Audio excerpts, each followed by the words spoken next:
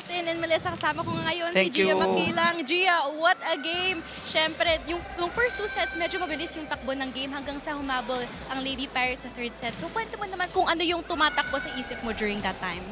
Siguro laro lang talaga. Kasi pag pinasok ka sa court, parang sinasabi ni coach, may tiwala ako sa'yo. Kahit di niya sinasabi, parang dapat dama mo yung may tiwala siya sa'yo.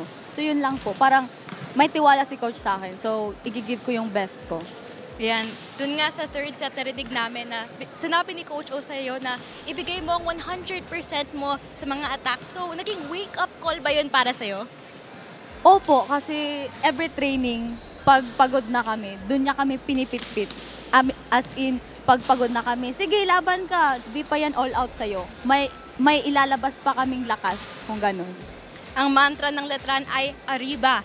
Ano pang, sa tingin mo, ano ang kailangan mong gawin para tuloy-tuloy kayong aariba sa second round hanggang sa Final Four?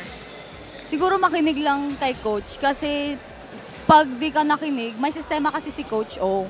Tapos kasi nakakatulong din yung sistema niya. As in sa paglaro, nakakatulong na hindi ka lang mapagod kasi may sistema. Kasi lahat ng galaw may area. So parang iniisip niya sa amin na, sinasabi niya sa amin na dapat sistema kasi nakakatulong yan sa team. Tsaka yung teamwork talaga. Kwento mga sa akin, Gia, ikaw ay isang accountancy student. So sa tingin mo, nakakatulong ba yun sa pagka-calculate ng mga attacks mo on the court? Hindi. Hindi? Well, actually, yung pag-iisip siguro, nakakatulong siya kasi nagbabasa kami ng libro, tapos yung brain namin nag-work siya. So parang nakakabilis siya sa pag-iisip. Ayan, Gia, now it's time for you to thank whoever you want, your supporters and the Letran community. First of all, sa akong mama, family, Makilang family, sa family sa akong teammates, Israel family, hi Lola, si Kiara San, si Moy Sumagaysay, si Kuya Felix Bermido, akong igsoon nga naani, nag-support na sa Letran community, Letran alumni nga na always sa among duwa. Thank you po.